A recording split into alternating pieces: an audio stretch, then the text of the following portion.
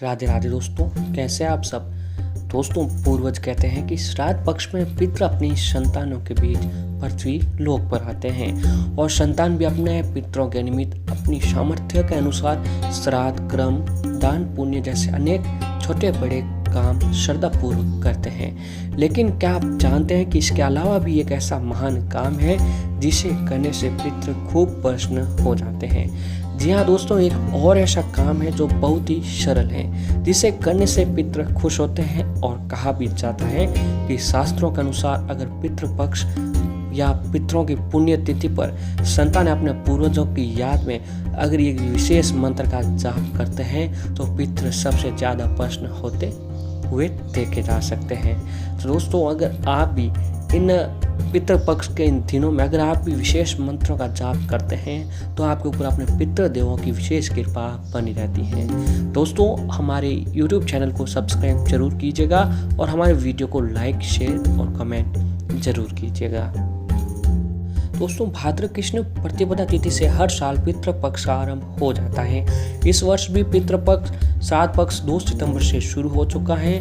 पूर्णिमा श्राद्ध 2 सितंबर को होगी, लेकिन पितृपक्ष के सभी जो कार्य होंगे, श्राद्ध होंगी, वो 3 सितंबर से ही आरंभ होगी, जो आगे चलकर 17 सितंबर तक को चलेगी। धार्मिक मान्यता के अनुसार पूर्वजों की आत्मा की शांति और उनके तर्पण के निमित्त श्राद्ध क्रम किया जाता है। यहाँ श्राद्ध का अर्थ है श्रद्धा पूर्वक अपने पितरों के प्रति सम्मान प्रकट करने से है। हिंदू धर्म में श्राद्ध का महत्व होता है जो विशेष तरीके का होता है। श्राद्ध का अर्थ है श्रद्धा पूर्वक अपने पितरों को प्रसन्न करने से है। सनातन मान्यता के अनुसार जो परिजन अपना देह त्याग कर चले गए हैं उनकी आत्मा की तृप्ति के लिए सच्ची श्रद्धा के साथ जो तर्पण किया जाता है उसे श्राद्ध कहा जाता है।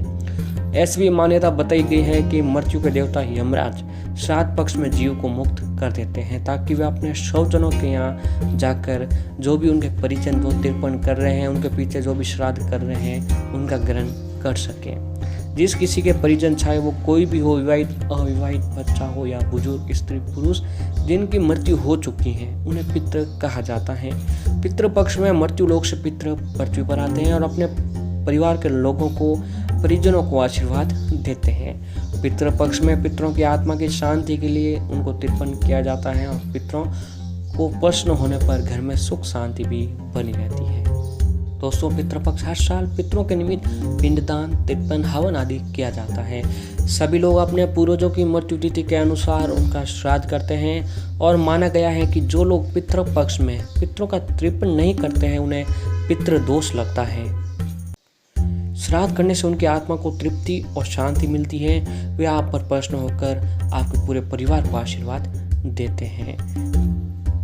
और ऐसे दोस्तों, जैसा कि आप सबको पता है कि पितृपक्ष शुरू हो चुका है, अभी चल रहा है। पितृपक्ष दोस्तों बहुत ही ज़्यादा खास, विशेष और दुर्लभ माने जाते हैं। खास तौर से साधनाओं के लिए वैसे तो इन दिनों खास काम नहीं किया जाता है, लेकिन इन्हीं दिनों में भगवान से जुड़े हुए प्रयोग या फिर साधनाएं की जाती है तो वो बहुत ही ज़्यादा लाभ पहुंच जाती है। तो पितृपक्ष श्राद्ध पक्ष के दौरान अगर आपको अधिक से अधिक उपायों और प्रयोग और साधना अवश्य ही करनी चाहिए, क्योंकि इन्हीं से ये सब ग्रह, चाहे भी कोई भी ग्रह दोष हो, वो ठीक हो जाते हैं। पितरों का साथ मिल जाता है, कुल देवी कुल देवता आशीर्वाद देते हैं। और दोस्तों, आज का जो उपाय है वो मंत्र से जुड़ा हुआ है। इसे करने से व्यक्ति पाप कर्म सभी समाप्त हो जाते हैं, बिल्कुल नष्ट हो जाते हैं। और इन्हीं कामों को करने से व्यक्ति का जो पुराना जीवन था, कष्टों से भरा हुआ, दुखों से भरा हुआ, परेशानियों से घिरा हुआ जो जीवन था वो बिल्कुल समाप्त हो जाता है और उसे नव जीवन की प्राप्ति होती है, सुखों की प्राप्ति होती है। क्योंकि कष्ट और दुखों का दौर इस प्रयोग को करते ही समाप्त हो जाता है। इस प्रयोग को करने से बस आपको केवल इतना करना है कि रोज रात को केवल सोने से पहले या फिर रोज सुबह ब्रह्म मुहूर्त में उठकर आपको इस मंत्र का जाप अवश्य करना चाहिए। जी हाँ दोस्तों, वो मंत्र है जो कि गायत्री मंत्र। दोस्तों, गायत्री मंत्र हिंदू धर्म में सबसे विशेष मंत्र बताया गया है। ये इतना पॉपुलर मंत्र है कि इसके बारे में बच्चा, बुजुर्ग, जो भी हैं, बड़े छोटे, इस गायत्री मंत्र के बारे में सब कुछ जानते हैं। हर कोई जानता है गायत्री मंत्र के बारे में, लेकिन इस गायत्री मंत्र के जो प्रयोग होते हैं कई जगह खास और दुर्लभ हो जाते हैं और विशेष होते हैं, जो तुरंत ही व्यक्ति के जीवन को बदल देते हैं। तो दोस्तों, इस महाप्रयोग को पितृपक्ष के दिनों में आपको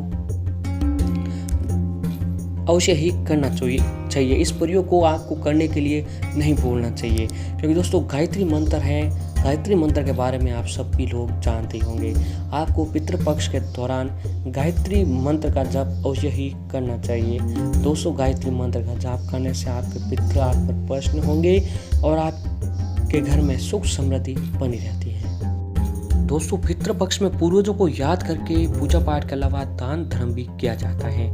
इन दिनों ग्रहों की शांति के लिए दान पुण्य और पूजा पाठ भी किए जाते हैं, ताकि हम पूर्वजों की कृपा हम पर बनी रहे। इन दिनों श्राद्ध कर्म से मनुष्य की आयु बढ़ती है और पितृगण वंश विस्तार का आशीर्वाद देते हैं। परिवार के धन धान्य में बढ़ोतरी होती है और श्राद्ध में किए गए तर्पण से प्रसन्न होकर पूर्वज हमारे स्वास्थ्य, बल, श्रेय, धन धान्य और सभी सुखों का आशीर्वाद देते हैं। श्रद्धा पूर्वक श्राद्ध करने वाले के परिवार में कभी कोई ही क्लेश नहीं होता है। और दोस्तों, जो भी व्यक्ति पितरों का तर्पण नहीं करता है उन्हें पितृ दोष का सामना करना पड़ता है। ऐसे दोष की स्थिति में परिजनों को धन, शहर और अन्य कई तरह की बाधाओं का सामना भी करना पड़ता है। अगर किसी कारणवश आप सभी लोग परिजनों की मृत्यु तिथि याद नहीं, आप भूल चुके हैं, तो आपको इन दिनों में जो पितृपक्ष की सर्व पितृ अमावस्या होती है उस दिन आप श्राद्ध करना उचित आपके लिए होता है। पितृपक्ष में श्राद्ध करने का विशेष महत्व बताया गया है। हालांकि दोस्तों, हर महीने की अमावस्या तिथि पर पितरों की आत्मा की शांति के लिए तर्पण किया जाता है। पितृपक्ष के 15 दिनों में श्राद्ध कर्म, पिंडदान, तर्पण का अधिक महत्व है। इन 15 दिनों में पितृ धरती पर किसी न किसी रूप में अपने परिजनों के बीच रहने के लिए आते हैं। पितृपक्ष में श्राद्ध करने से अब हमारे पितृदेव होते हैं वो हम पर प्रसन्न होने लगते हैं। दोस्तों, गायत्री मंत्र के अलावा आप एक और विशेष मंत्र हैं जिससे अगर आप इन दिनों में सुबह या रात में सोने से पहले इस मंत्र का 108 बार जाप करते हैं तो आपके जो भी पितृ दोष थे उसका निवारण के लिए, जो भी ग्रह दोष हैं उन सब को खत्म करने के लिए, सारी परेशानियों के लिए ये मंत्र बहुत ही खास मंत्र होता है। दोस्तों, वो मंत्र है ओम सर्व पितृ देवता भयो नमः। ओम सर्व पितृ देवता भयो नमः। इस मंत्र का अगर आप जाप करते हैं तो आपकी जो भी कुंडली में दोष हैं, जो भी पितृ दोष हैं आपके जीवन में चले आ रहे हैं वो खत्म होने लगते हैं और आपके सुख समृद्धि भरा जीवन आपका बना रहता है।